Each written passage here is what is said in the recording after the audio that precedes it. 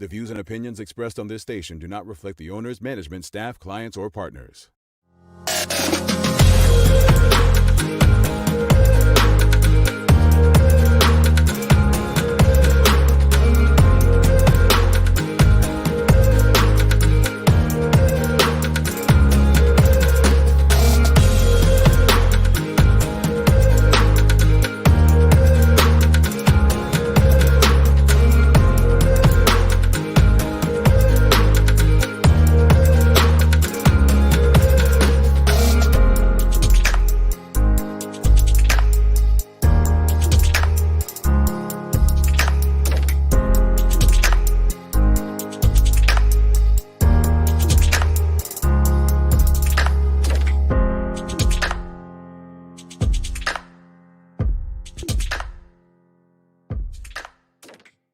It's Thursday, the 6th day of January, 2021. Welcome to the Daily Hour, brought to you by Medical Health One Communications and Lindo's. I'm Jamel Hartman, along with Carla Zool. Thanks for making us part of your daily routine. If you're watching online, share the link. If you're on Facebook, start a watch party. If you're on Twitter, retweet it. Just get the conversation out there to your network. And don't forget to like and engage with us. Another good one today as Megan Nesbitt stops by, and we're discussing our finances today. Oh, yes. The Daily Play is a name that place. And folks, if Carla pays attention on this show, the answer is in the palm of her hands. That's your hint for today. All righty. Yep, it's in the palm of your hand. We have a lot to discuss, and unfortunately or fortunately, we're going to be discussing the events of yesterday in the capital of the United States. And I think a lot of people, we were speaking before we came on air, a lot of people seemed a bit shocked about what happened yesterday. Some people have made claims that, oh, if this were Black Lives Matter or Black people or people of color, they wouldn't have even gotten that far. There are people who say that Black people should avoid even getting involved in this, let them fight this out. There are people who are saying that, oh, well, Bermuda's no different. Don't forget the airport protest. Oh, it's been so much. And I want to touch on everything. But Carla, obviously, you have a very strong opinion or opinions about what you witnessed yesterday. Talk to it. Why would you think that? It's weird. I just turned on the CNN yesterday after 3 and my time in the UK, and I was like, what is going on? And I swear I must have watched it for a straight 6 hours. Disbelief. I'm one of those people who people are like, why are you shocked? Disbelief. Scary. It's very scary. The reaction, and we talked about this over here, you started to say, and I remember when Obama became president, and I thought it would be a reaction like that. And I remember Obama's inauguration and all those shields. And I wasn't really politically astute, so I didn't know if those shields were norm or if they were put up for him. And the fear I felt for him on his first inauguration night was the fear I felt yesterday. Mm-hmm. I thought, I know that, well, up to recent reports, 4 people, when I went to sleep, 1 lady had passed away, but apparently 4 have been killed through yesterday's events. And all I keep saying is the balls of these people. It blows my mind. I'm really at a loss for words. Did you see the footage of the officer and they were coming up the steps towards him? Did you see that? I did. Wow. The note on Nancy Pelosi's desk. Wow.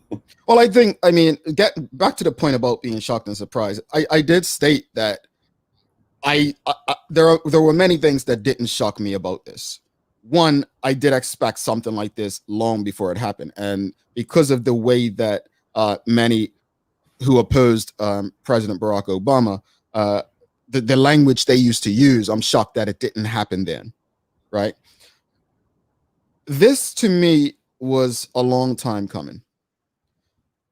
It was a long time coming because there were lessons learned and truths that were told yesterday. Some of the truths came in some tweets by people like Sean King, Jamal Hill, and it was just a number of people. And people were shocked that the police did not react to these mean, they were not protests. I mean, when I think of protests, I don't know about you, I think of Colin Kaepernick. The person who people were online going on about being unpatriotic. That's who I think about when you talk about protest at this point. That's what they were mad at. But somehow I think Facebook and Twitter was broken in a certain segment, because I ain't seen none of them talk about what was supposed to be a protest last night. Sometimes I could be, sometimes I could be a little kumbaya, and it could be the work academy in me, right? Where I try to see the goodness in everybody. But it became resoundingly clear last night that there are definitely two different Americas. If anybody tries to refute that, no, today on January the 7th, then they absolutely don't want to see the truth. Because sometimes we try to rationalize things, or we try to water them down a bit, I guess, to make them, to make it palatable for ourselves. But yesterday, no police activity, but how many times have we seen people being drugged along the ground during Black Lives Matter? Mm-hmm. Even the guy, granted, it was one security guard until he got some backup against all those guys, but that black man never shot, and I think he had every right to shoot, or he had a baton in his hand. But you have to remember, and I want to get back to your point, though. We have to remember, because I don't want to get lost in away from what we really need to hone on in right now, and that is something I believe you just stated about the police, right? Had there been Black Lives Matter. Now, there are people who have made comments, myself included. There's not one black man could have gotten that far and not been shot at based on history and recent history. So let's really, really focus that Shaun King basically said, this is the proof for everyone who pretty much opposes Black Lives Matter and those who are fighting against injustice. This right here proves the police act differently towards black people and people of color. If you ever had a question about that, if you ever wanted to know why people are marching for someone who is shot simply for passing a bad check or eating ice cream, this is not passing a bad check. This is not defending yourself because someone's stalking you on your way home with tea and Skittles. This is not having a toy gun as a child in a playground. This is people. These are people literally telling you what they're going to do, then doing it. Could you imagine a black person sitting up there in Nancy Pelosi? They wouldn't have saw them climbing the wall. That reminded me of when people used to say in casemates, people breaking out of jail, right? Like this I just want honesty. Actually, usually I don't care to hear from people on the other side, like when it comes to stuff like this, because their silence is everything. But I just want to have a conversation with one person,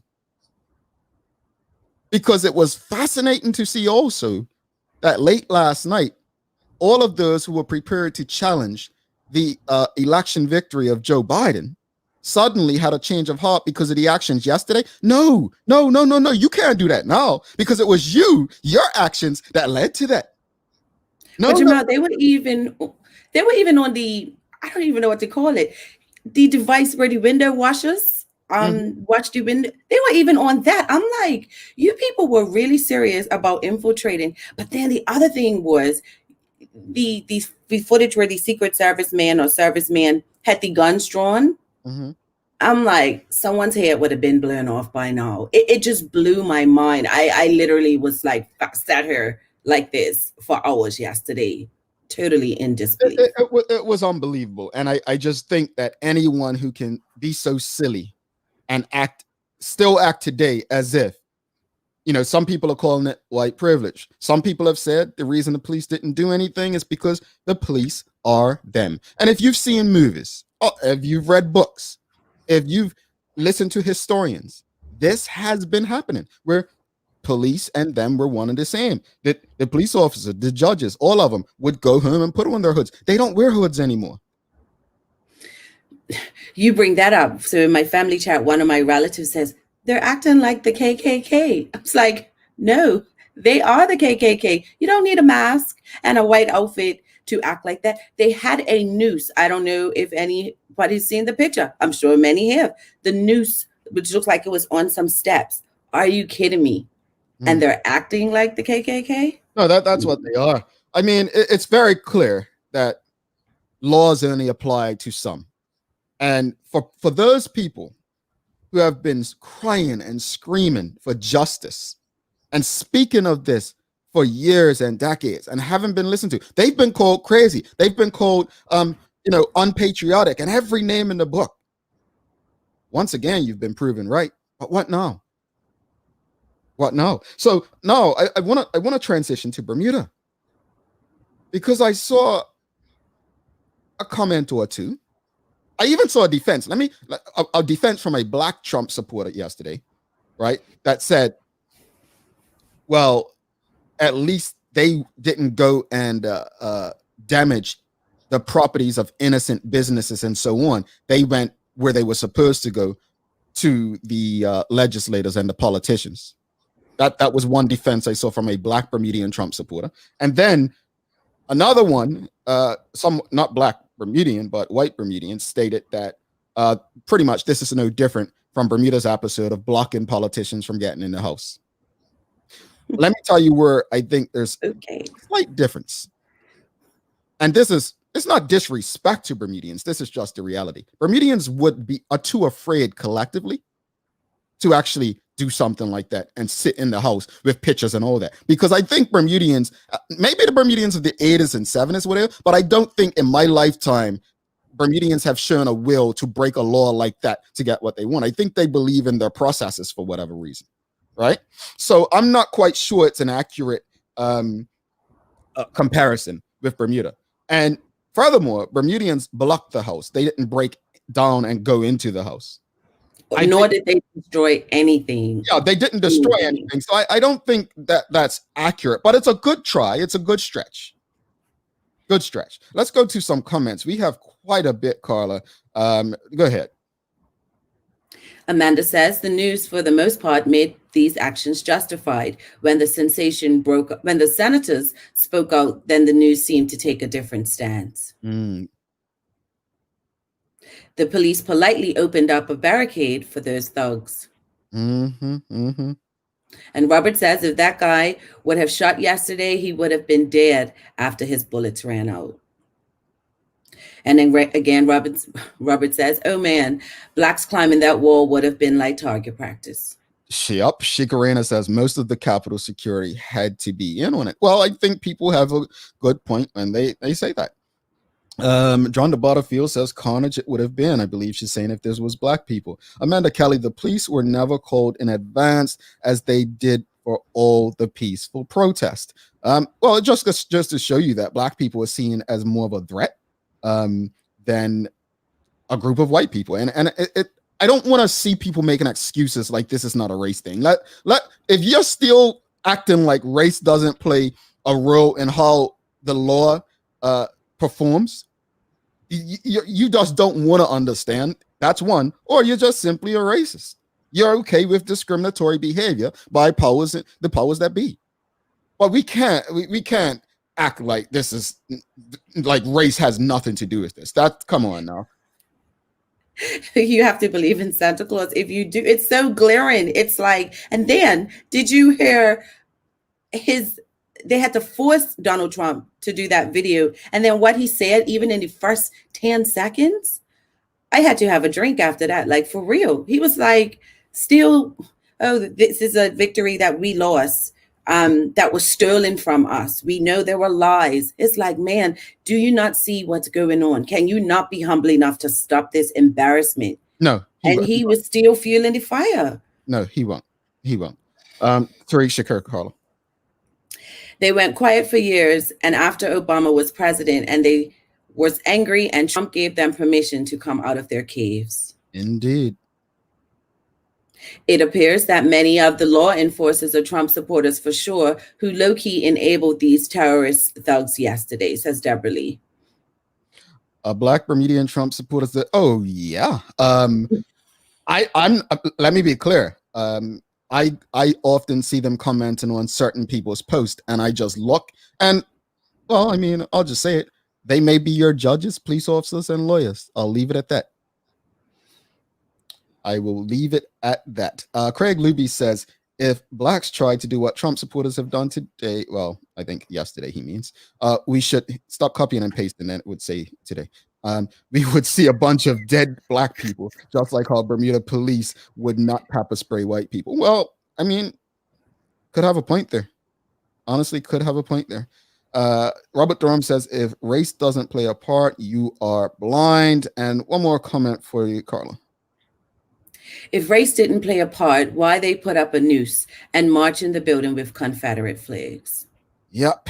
And then Charles says, yep, they're everywhere. And they are. It's always, I always say, it's the people among us. We think we know, but do we really? So yeah, interesting times in the United States of America right now. We're going to go to the news break, then take a break, and we'll come back, get back to our wellness week. We've had a great week, great guests, Courtney Miners, we've had Jody Virgil, Tamara Richardson, and now we're going to have Megan Nesbitt talking about finances. So there's always a good conversation to have. So looking forward to that. So stick with us if you haven't already. Make sure you share the link, start a watch party, retweet it wherever you're at. Don't forget to like, subscribe, follow, and engage. Let's get it going, folks. Carla, over to you.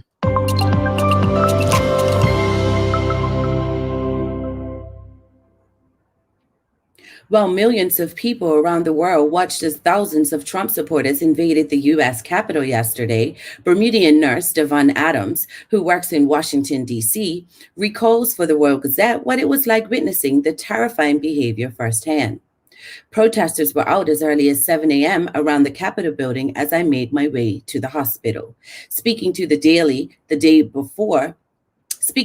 before the day had fully developed, Mr. Adams said, small pockets of Trump supporters were on almost every city block. Currently, people are just unsure how this will unfold. Everybody is on standby. Mr. Adams continued, a lot of people are in a state of disbelief. I keep hearing over and over, where are the police? What is surreal is that we can look out of the window and still see Trump supporters with flags walking the streets. This isn't something that's far away. It's 100 feet away. Mr. Adams added, most people are expecting this. We're expecting this, I would say. Friends and coworkers have been talking about this for the last few days. I think what heightened the tension was the results of the Georgia election. Meanwhile, following a formal affirmation of President-elect Joe Biden's Electoral College victory, President Trump said the decision, quote, represents the end of the greatest first term in presidential history.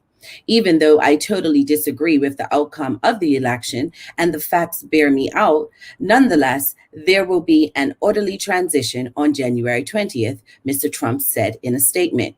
I have always said we will continue our fight to ensure that only legal votes were counted. While this represents the end of the greatest first term in presidential history, it's only the beginning of our fight to make America great again, Trump said while repeating false claims about the election that incited a mob to storm the Capitol.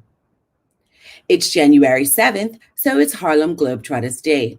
The Harlem Globetrotters were established on January 7th, 1927 by Abe Saperstein. Originally called the Savoy Big Five, the Harlem Globetrotters were some of the most famous to ever enter the game.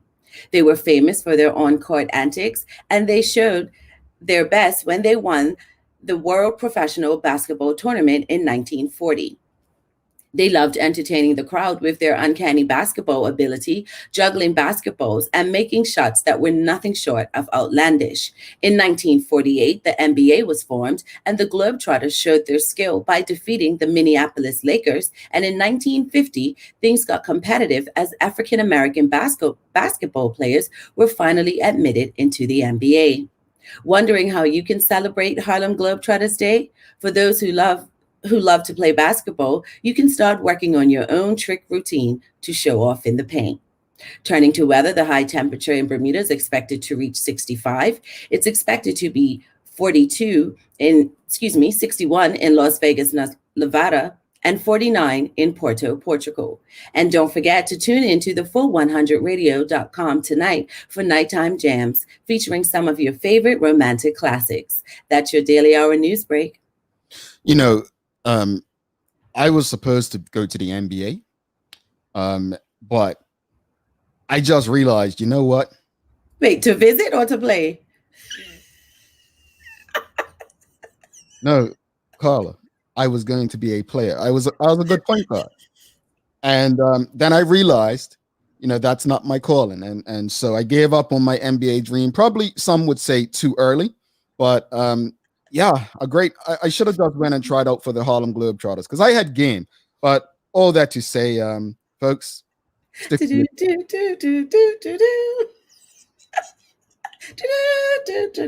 we're going to take a break and then come back with Megan because Carla's just too disrespectful, folks. We'll be right back. Good day, Medical House Doris speaking. Can I help you?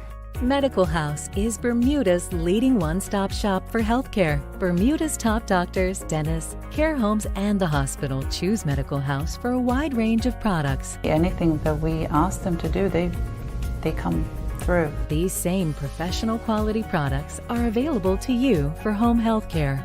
If we can use them, we definitely do so. Medical House is best known for its uniforms and footwear.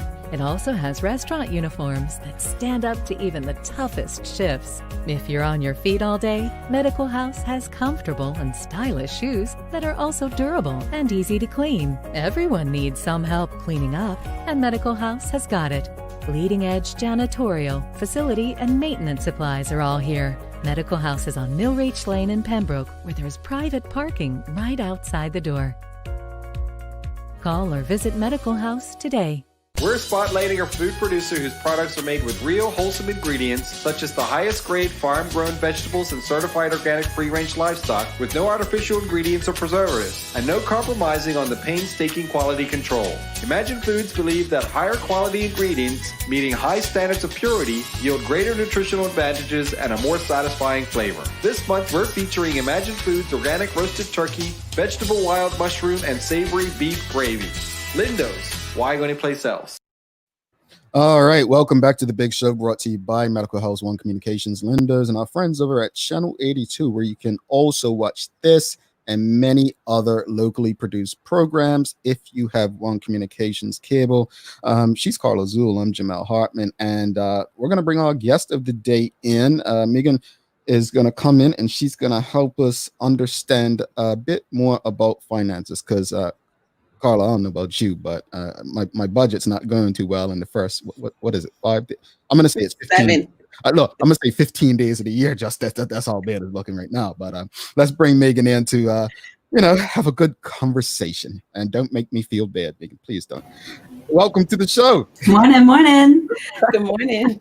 Yeah, so Carla, she's not a great budgeter, and she just needs your help as much as possible and advice. So thank you for doing this for us. We really appreciate you making time to come on here. We've had our friend Terry Stewart come on quite a bit to discuss finances from what she does and so on. And she's offered some good insight to the point that both Carla and I have made some changes. Carla has an app, and I actually created a budget. But baby steps. Well, my first question's going right to that, right? So, it's one thing to create a budget, but what are some tips to ensuring that we stick to our budgets? Yeah. So I am not here to make you feel bad, actually, because I am not in the business of even telling people what to do, because it's so personal and it really depends on what your goals are. But, you in terms of sticking to a budget, the consistency and the discipline is how you are going to move the needle on any goal. So whether that's a health goal of walking or a weight loss goal where you're trying to change your eating habits, consistency and discipline are the only ways you're going to make any changes in your financial world. Yeah, that's the thing. It's almost like dieting. Truth be told, it's like everything we spoke about this week. The two key words to take away is consistency and discipline. That comes with growing a business, comes with eating healthier, just living better. So, definitely appreciate that, and I think I'm making progress. Number one was creating the budget. Two, as Carla said, baby steps, making sure that we actually make the moves once we have that budget to maintain it. A lot more to talk about, but assets and liabilities. Now, I actually put a post a couple years ago, and it created this big argument, right? And just want your insight on this, because I have this debate extremely often. I continue to tell people that a home is not necessarily an asset, right? It can be. Let me be clear, it can be. But purchasing a home is not always an asset. Can you shed any light on assets versus liabilities and how we can go about acquiring assets that align with our goals versus additional liabilities? Yeah, it's a great point. And a home is actually probably the easiest way to explain assets and liabilities, because if you are purchasing a home outright with cash, you have taken on an asset that hopefully is going to either generate income for you or will appreciate in value, so that eventually that asset is making money for you. However, if you buy a home that is fully mortgaged, what you've done is purchased an asset, but you funded it with a liability. So your debt and your asset are equal. And in actual fact, if you're funding it with a mortgage, by the time you amortize that mortgage with the interest over 30 years, you will most of the time end up paying 2 or 3 times the price of that house cost by the time you pay off your mortgage. So it isn't always a great investment to purchase a home if you're going to have that mortgage for 30 years. Yep. I mean, I say it, and I think people get offended so quickly with those conversations, because I think truthfully, we've been trained and told that our goal should always be buy a house. A house is an asset. But I think it was one of the banks, we're not going to get into names, but banks at one point were offering 0 down. And I thought, I was like, this is dangerous. This is not, I'm not a finance expert, but I did a bit of business school. And I thought that was very misleading. It was also interesting during the pandemic that the banks were also offering payment holidays, which from a cash flow perspective is great, because I can still keep my mortgage payment in my pocket. However, they didn't give an interest holiday. So in actual fact, as people were not making their payments on their mortgage, the principal was going up. They were earning more interest on that. So whilst it seemed a bit philanthropic of an offer, it was still a good business decision for them to do that.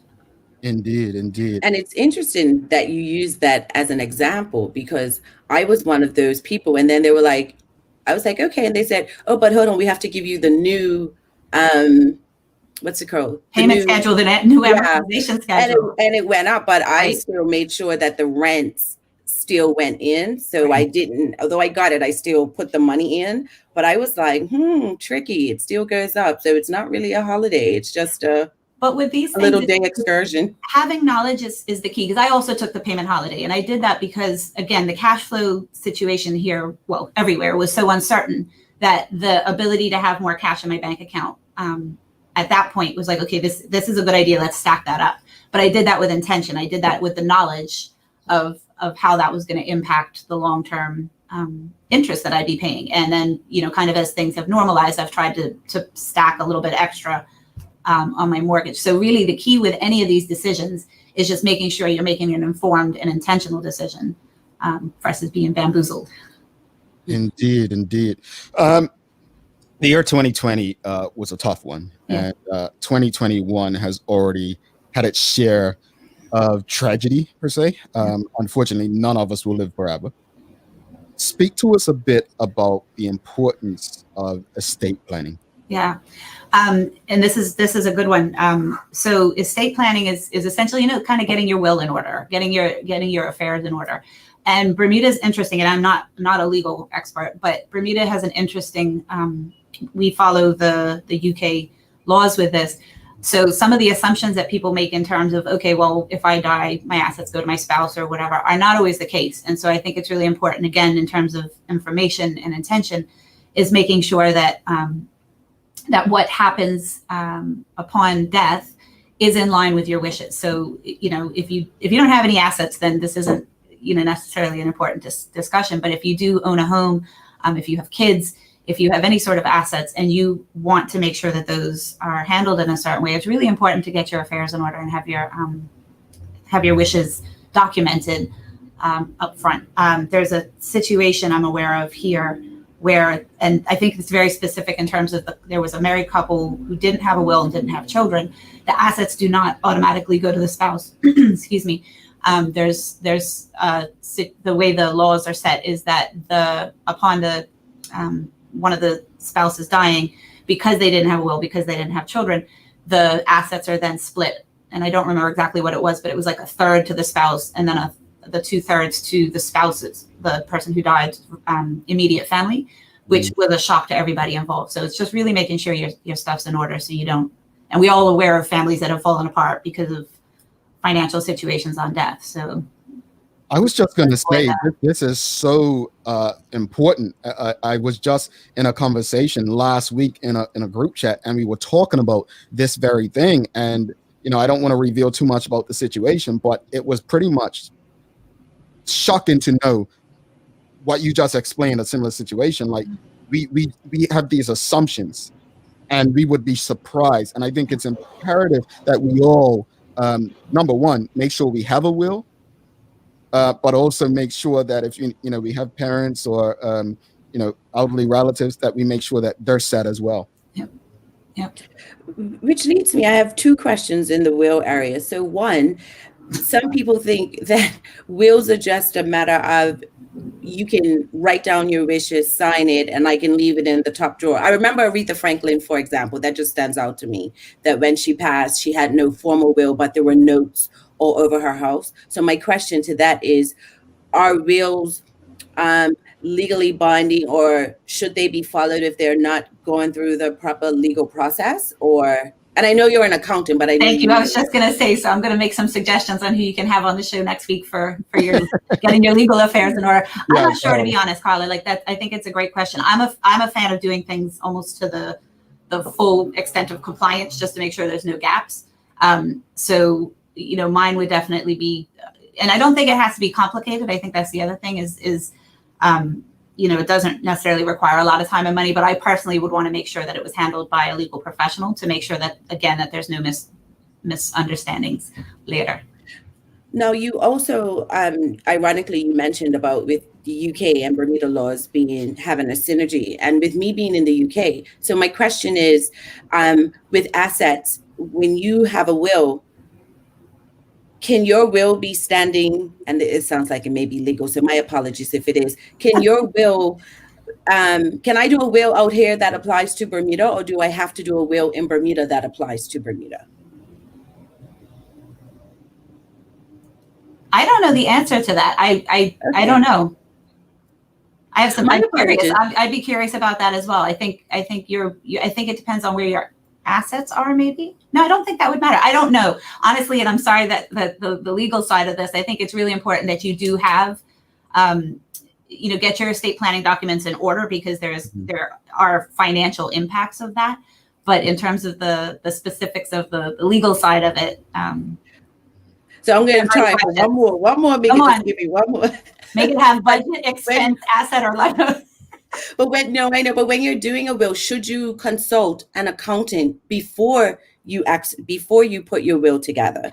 I think only if you're not sure what you have. I think in doing this process myself, it's really interesting, and I think different law firms have different things. But there was a checklist that they had us step through, and it was really, really interesting. So, it thought about things that I wouldn't necessarily have thought about. So, for example, I have animals. I have dogs. And so the sort of thing was like, who should get your dogs, and do you want to make a provision for these people to take care of your dogs? That was an interesting question for me. So I think if you have enough assets that you're not really sure what's there and you need some help putting together a list, we'd be happy to work with anybody like that. But I think if you've got a pretty good idea of what you own and what you owe, then you just need to have those things in hand as you're talking to a legal professional. Indeed. Now, with so many people, especially because of the pandemic and financial hardship, one of the things we always hear is you should build up an emergency fund, 3 to 6 months of Yeah. your expenses.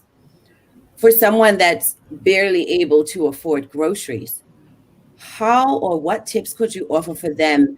Going back to what I said about baby steps, how can you build up a fund when you feel like you don't have anything? How can you show them, or what tips can you offer for them to see that it's possible? And that is such a hard situation because you are often scrambling so hard just to keep your head above water, to think about budget, to think about spending. It's just one more thing on that to-do list and can often feel really heavy.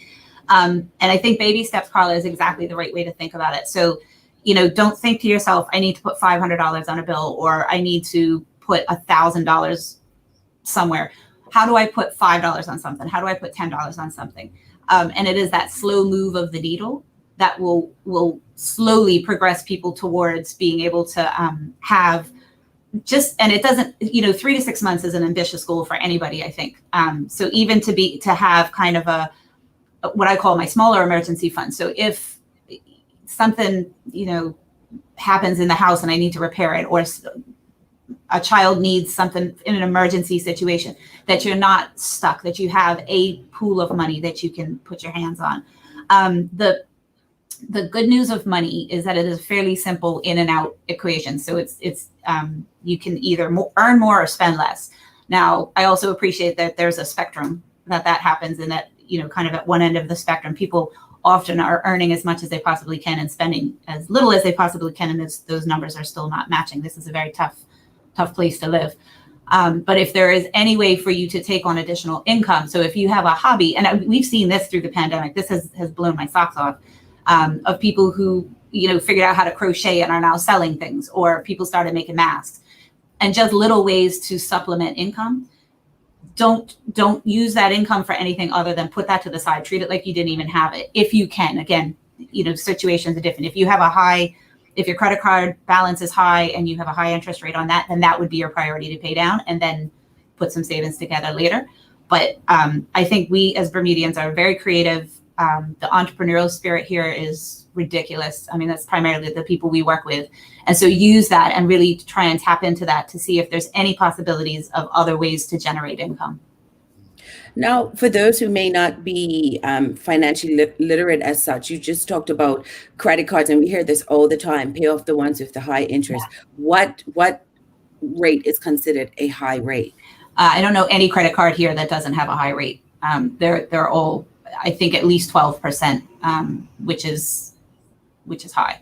I think they vary, but any credit card is, in Bermuda at least, we don't have kind of the low interest offers here as much.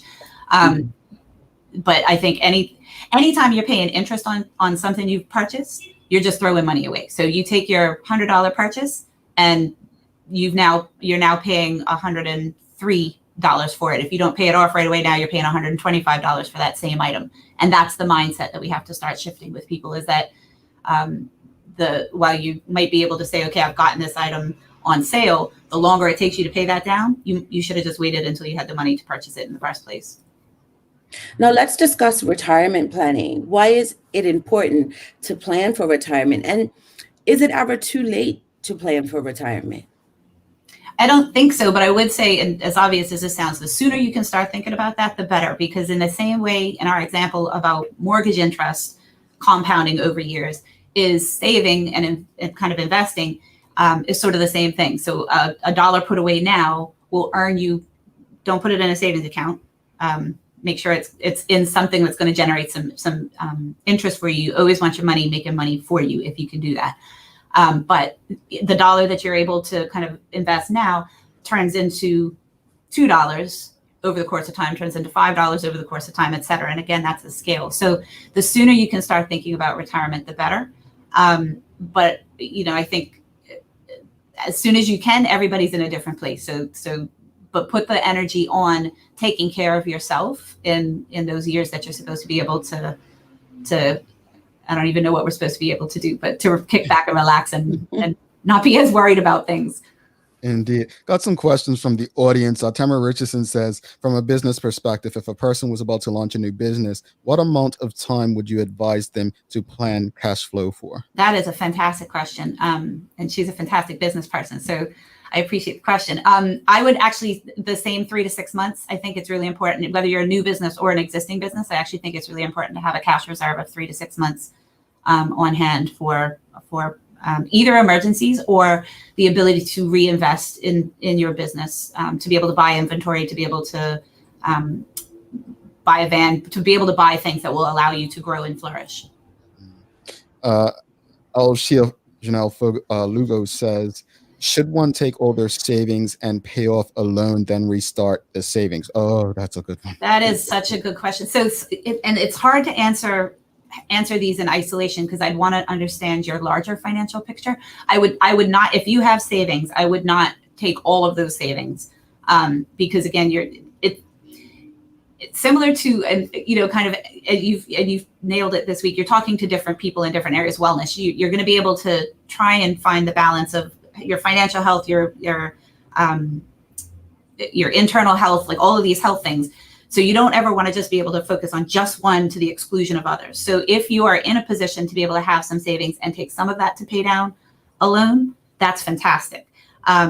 You might, but again, it's really in context around what your, how old you are, what your goals are, kind of what your income earnings are. Like there's a lot of variables that would go into the answer on that. But I would not take all of my savings and pay off a loan. Indeed. I want to get back to businesses. There are so many people who have, whether it's going into self-employment or entrepreneurship over the last few months with opportunities. As far as how they invest, I've always been skeptical, like very skeptical of taking a loan to do business. But what, from a business perspective, I know you have a lot of business clients. When is there a right time to take a loan for, or does it depend on the industry, type of business? I remember seeing that people were in the retail industry, for instance, were doing bad, right? And they were being offered loans in some places. And for me, it was like, well, you're just digging the hole deeper. But can you make this make sense for us? Yeah, and I think if you're in a services industry, like the one that I'm in, so for accounting services, when I opened my business, I literally could just open the door to my house and say I'm open for business. I didn't have to have any sort of real capital requirement. I needed, at that point, because I'm old, I needed a physical computer and some paper and things. But like in terms of a larger investment, I didn't have to put that sort of capital investment in. On the other hand, if you are in any sort of product service, and I'm going to actually caveat the service comment I just made because there's exceptions to that as well. I'll stick with that for a second. So if I'm going to open a plumbing business, which is a services business, I am still going to need tools. I'm probably going to need a truck. Like there's things I'm going to need to be able to purchase. So I think if you're in a position where you're you've kind of had to think about the industry, and I think that's really important too. And the need is there, and you have the skill to be able to deliver, then investing in your business in such a way that it will create the revenue for you to pay that loan back makes sense. So to take out a loan to buy the truck and the tools, no problem. But I need to understand how that money's coming in to pay that loan back. Where I was going with the products though is similarly is if I'm going to be selling something, I need to have enough capital to go and purchase those goods. I need to have a space to store them. There are things that are required. And again, those are investments towards the future revenue of that business. And I think that is where the difference, as long as the money you are borrowing has a clear path to making you money, I'm in full support of that. I actually have a client who calls me sometimes and says, you're going to yell at me. I spent all the money. And I'm like, well, what did you buy? And she's like, I bought product. But you're going to sell product. I'm not, number one, I don't yell. And number two, if I did, that's not what I'm going to yell at you about. So, again, all of these questions are so, there's no right or wrong answer. Right. I think debt can be useful, but it needs to have a clear path to pay off. I would not go into debt to purchase stationery or to do a marketing campaign unless it was a really, really clear, and I don't have anything against those things, but there just needs to be a really clear path on how those things are going to get me to the to the money coming back in the door. Indeed, indeed. Before I get to Terry's Stewart's question, it's interesting. I'm reading a book, the E-Myth, right? You got it there? I have the E-Myth accountant. Go ahead. All right, so I have the business one. So Yeah. Tamara Richardson actually bought it for me probably some years ago. I'm just getting around to reading it. And I haven't read it yet, P.S. okay, thank you. There's a trend I'm noticing, people. Thank you for making me feel better. But I've been reading it over the holiday. And one of the key things in there, and it all comes together with this show, is we had Dakia O'Brien on. She owns Wild Wings Wednesday. And her what she said, she was just so transparent and upfront about her business and how it went. And she was just like, look, lessons learned. I'm a chef. I make the food. And this book speaks to, the technician. Like a lot of people, you may be, for this sake, you may be a journalist or, and you may say, well, you know what? I can go do this for myself, not realizing, hold up, you've done great being a journalist at this institution. But now when you look at it, there's a lot more that goes into business. One being, bringing up the question, is tips for recommendations for small businesses doing their own accounting. Yep. The kind of comment that I usually have when I talk to business owners is it's actually a fantastic idea for you to do your own accounting if you have the capability and the capacity.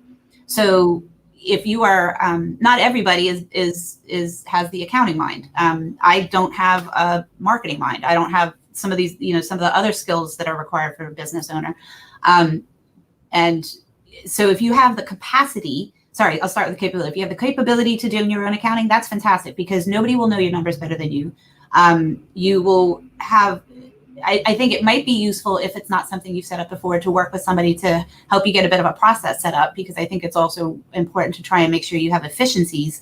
But then the other thing to really consider is around capacity. So if the exact same conversation I just had, if you doing your own accounting is going to keep you from selling whatever it is you're in business to sell or building your business, then that is not the right answer. But if in the kind of startup phase or even as you're going along, if you have the capacity and it's not keeping you from earning revenue, then absolutely do your own accounting. Indeed. Yeah. So, Megan, short question appending that. What exactly is accounting for small business? Because some would look at it as just taking the money in, logging it, and then if I have to spend it on paper, for the example. Is it as simple as that? It is such a good question. So this is, and there's anyway, I won't get into how many different answers there are, but the way I sort of think, I mean, accounting really is ultimately logging and understanding the information. The difference for me, bookkeeping tends to be the actual transactions of the thing. So as money's coming in, I'm receiving money, I'm making bank deposits, I'm making payments, I'm processing payroll. The actual transactional stuff tends to be what we call bookkeeping. The transition into accounting, the first line of my accounting textbook says making information useful. So taking that data that the bookkeepers are putting together and making it useful. So when business owners come and talk to me, I'm not going to sit with them and do a bank rec. What I'm going to do is look at their information and then say, what does this mean? Why are we doing this? And trying to make it useful in a way that they can understand. So I think that's also an important distinction, that when people say they're doing accounting or say they need an accountant, it's important to actually figure out what that definition looks like and whether you need somebody to do your data entry or whether you need somebody to help translate that information into more like operational advice. Great question. Indeed. One last question from the audience. Terry Stewart says, do you offer services to help small businesses set up their financial management processes? I have the capacity in mind now, just don't know if I'm going about it right. Yep. So 100%. So that's actually, so I'm the president of Abacus, which I don't know if we talked about, it's behind me as well on the other side. So that's who we work with. We work with local business. I would also offer our services are fee-based. The BEDC actually offers some basic setup services for free. So I would always encourage anybody who's not working with the BEDC, please go get registered with them, figure out what services they have and are offering, use those services which are available to them. There might be membership fees, which are small, but a much more affordable option. If you are beyond what they're offering, then by all means, please give us a call. Mm-hmm. And please, what's the number they can get you at? Email, contact, help us out. Yes. And shameless plug, we just won our 6th Best of Bermuda Accounting Services, Best Accounting Services Award. So I'm quite proud about that. And I have an amazing team that has helped us achieve that. So our number is 296-2372, or you can email us at info@abacus.bm, info@abacus.bm. All right. This was amazing. Awesome information. Definitely answered a lot of questions. I have a lot more business questions. Just something in regards to accounting and finances with business. I just don't particularly like dealing with numbers. Yep. For me, what I did was I started to read a lot about what a lot of tech companies, Silicon Valley, like how they started, what they did, and what a lot of them did to maintain. You had always had someone who was focused on the business and understood the business, and they would always get a co-founder who then handled the finances. So that's how I always would tell. That would be not advice to anyone, but that would just be like something that I use in my life that's made it a bit easier for me. So definitely appreciate what you've brought, and look forward to having you back sometime, because these are never-ending conversations. Yeah, but baby steps, and don't beat yourself up either. Just keep figure out what your goal is, and keep coming back to it. Don't get discouraged. Yep, and I look forward to telling you all how great I am at this in 11 months' time. 6 month check-in. 6 month check-in. 6 months check-in. At least it's not 6 weeks. But thanks again. Have a great day. Thank you so much, guys. Have a good day. Awesome. So look, folks, show some love for Megan. Let's get some thumbs up. Give us a like. Let us know what you thought of today's episode. I just want to, before we go to a commercial break, Nikki Michelle says, "Why not everyone has the capacity?" She means me. My time is better spent doing what I am a genius at. It will take me longer to do for my company what Abacus does for me. Absolutely. And I think there's so many examples of this, Nikki. People like me as well. Quentin Stavro. Small business is a misnomer. The fiduciary, look at all these big words, and statutory responsibilities may be great. It depends on what type of business you're in. I agree. Well, look, let me, before we go to break, please somebody tag her or something in my tweet or my Facebook. We're not doing this in 2021, Miss Stewart. We're not doing this. If you don't know what I'm talking about, let her know, folks, but we're not doing this. All right, so we're gonna take a quick break. Come back. We have a daily play. Carla's got some inspiration, and then we're gonna get prepared for tomorrow. Tomorrow we have another. This wellness week is going well. I really appreciate the expertise that you all have brought this week. Long may it continue as we get into next week. We have Teacher of the Year coming next week. We have Last Call coming next week. So we have some very good guests next week as well. So let's continue this momentum as we head into our final break, and then come back with the Carla show. The daily play. Bermuda, do you know the difference between internet and Wi-Fi? Don't worry, neither did I. Let me break it down to you. Internet is delivered to your modem, which then has to push the Wi-Fi signal into the rest of your home. Do you find that the further you're away from your modem, the weaker your Wi-Fi signal gets? That's because Bermuda's homes are built hurricane tough. It's really difficult for that Wi-Fi signal to reach every room. But you're in luck. Our One Home Wi-Fi solution guarantees Wi-Fi coverage in and around your home with the help of our Eero devices. Plug in the Eero around your home and it will create a mesh Wi-Fi network in every room. Check us out at One today to sign up and make sure you can stream, work, and play from every corner of your home.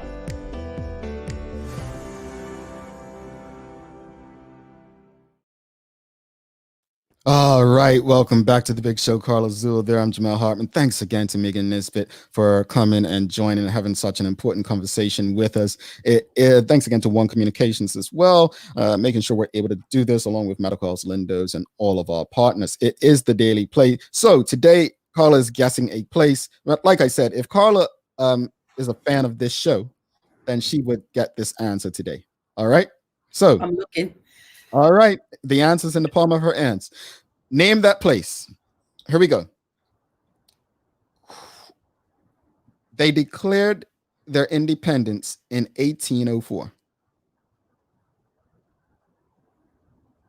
Creole is normally used in daily life as far as language, and French, the second language of perhaps 1/10 of the people. It's an African continent. The capital is Port-au-Prince. Oh, again, Haiti?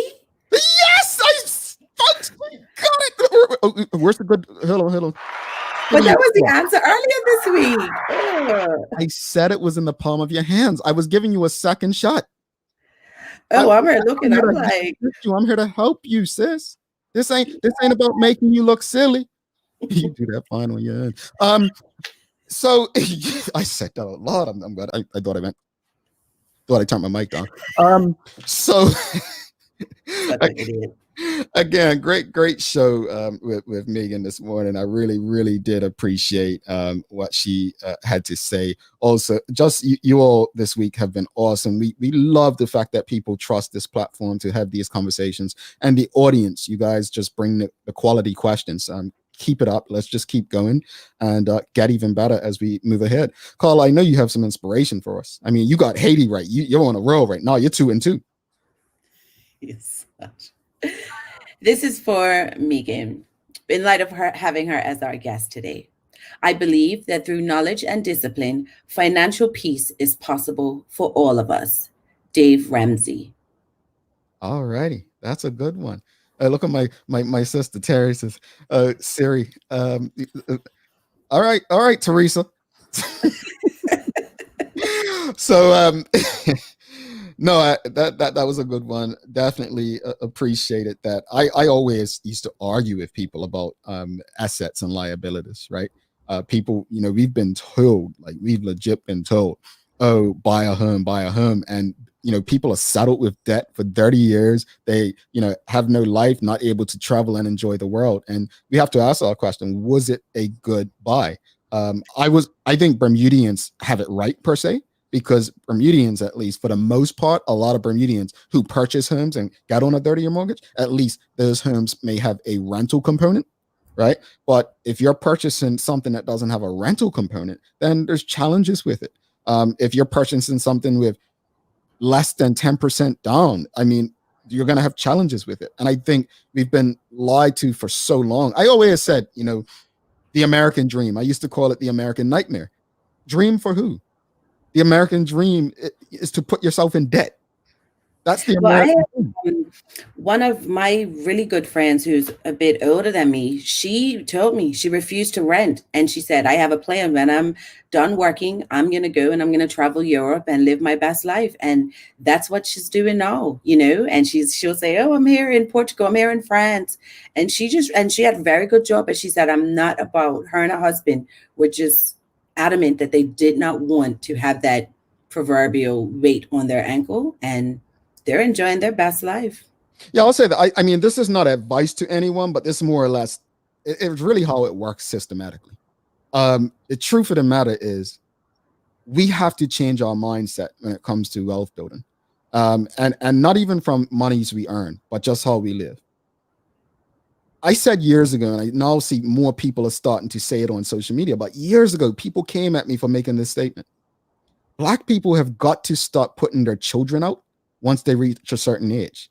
We should have no problem if we have a 30-year-old child living with us, if they're contributing to the household, and that's the key part. And saving up to build with their family. That's how others built wealth. If we're not making it in terms of finding like income, then let's find other ways to build wealth. Let's start growing as a family. That we have to work as a collective unit. It's ways to do this. Families, we have to do this. Stick together. We have to. Any final words on today, Carla? Yeah. I mean, Megan, I just thought was an awesome guest, and it's so important. Every little step counts, and I think sometimes we're just afraid to take the first one. Indeed, indeed.